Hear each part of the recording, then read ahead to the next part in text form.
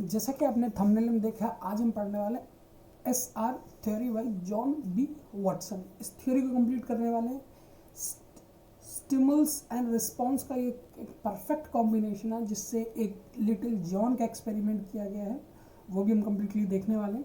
तो चलिए स्टार्ट करते हैं, किस तरीके से किसी भी चीज़ को लेकर हमारे मन में फेयर या काफ़ी अच्छी चीज़ें डेवलप की जा सकती हैं, वो दोनों जगह अप्लाई होती है। तो चलिए स्टार्ट करते हैं।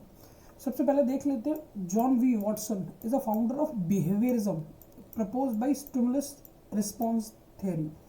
It is an explained learning as per the process where the behavior is directly linked to the external stimuli. Watson emphasized that behavior can be studied objectively by focused observable action and their corresponding triggered, मतलब उस response को triggered भी किया जा सकता है without considering the internal mental state like thought and emotion.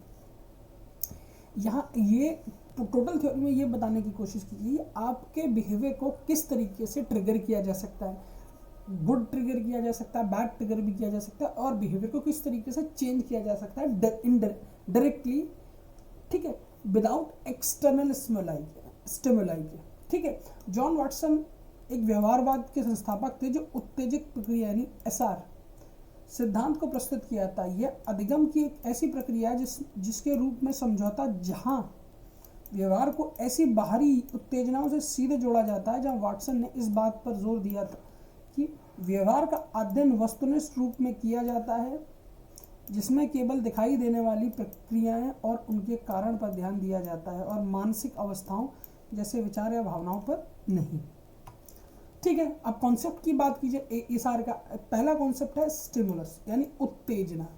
देखा, any external और environmental factor that triggered a response, कोई भी बाहरी पर्यावरणीय कारक जो प्रतिक्रिया से प्रेरित होता है. एग्जाम्पल के तौर पे ए लाउड नॉइस, तेज आवाज आपके अंदर उत्तेजना यानी इम्पल्स या स्टिमुलस क्रिएट करती है. रिस्पॉन्स, ठीक है, द ऑब्जर्वेबल बिहेवियर और action that follow the stimulus, मतलब जो स्टिमुलस आया था, हमारा जो बिहेवियर है उसके अगेंस्ट मतलब उसको लेके एक रिस्पॉन्स देगा.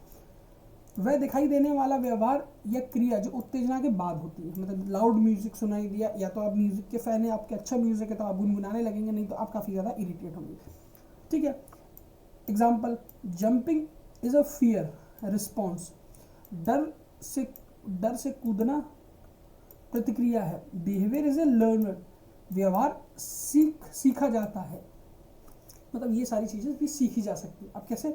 Watson believed A behaviour is a learn through the conditioning and experience.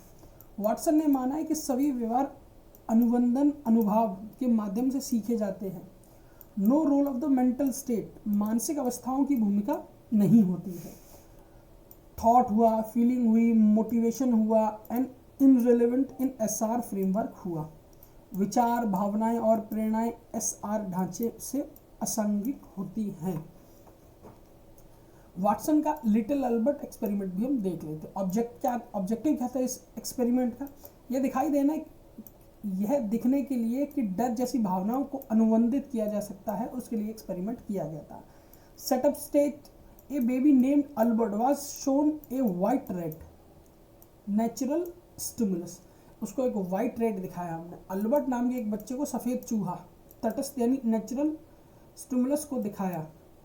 Conditioning, whenever Albert touch the rate A loud noise stimulus was made which scared him. मतलब जैसे अल्बर्ट उस वाइट कलर के rate को touch करता था, एक पीछे से एक काफ़ी ज़्यादा हैवी लाउड नॉइस को क्रिएट किया जाता था, जिसे हम स्टिमुलस कह रहे हैं. ठीक है, जिससे होता क्या था, अल्बर्ट काफ़ी ज़्यादा डर जाता था. जब भी उस अल्बर्ट चूहे को छूता था तो ज़ोर से आवाज़ आती थी, जिससे वह डर जाता था. Result, Albert began to fear white rat even without a noise. Albert ने सफ़ेद चूहे से डरना शुरू कर दिया, भले ही आवाज़ आए या ना आए.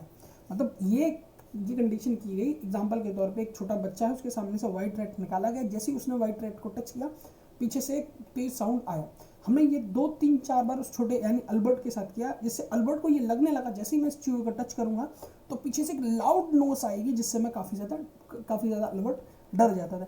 इसीलिए अल्बर्ट ने चूहे को देख के ही डरना स्टार्ट कर दिया, क्योंकि अल्बर्ट को लगने लगा जैसे चूहे मेरे पास आएगा मैं टच करूंगा पीछे से काफ़ी ज़्यादा स्केरी नॉइस या पीछे से जो आवाज़ आएगी जिससे मैं काफ़ी ज़्यादा स्केर्ड हो जाऊंगा। ये था अल्बर्ट का रिस्पॉन्स। ठीक है, कंडीशनिंग क्या थी? Whenever Albert touched red, a loud noise was made, which scared him. Response: जब भी अल्बर्ट चूहे को छूता जोर की आवाज आती, उत्तेजना की आवाज आती, जिससे वह डर जाता। प्रतिक्रिया: result: Albert began to fear without red, even without a noise. Albert ने सफेद चूहे से डरना शुरू कर दिया, भले ही आवाज हो या ना हो। कंक्लूजन क्या निकला? Emotion response can be conditioning through repeated stimulus response pairing. इसको हिंदी में समझ लीजिए, भावनात्मक प्रतिक्रियाओं को बार बार उत्तेजित प्रक्रियाओं के युग्मन से मध्य में अनुबंधित किया जा सकता है, यानी इसको कंट्रोल किया जा सकता है। यही हमारी आज की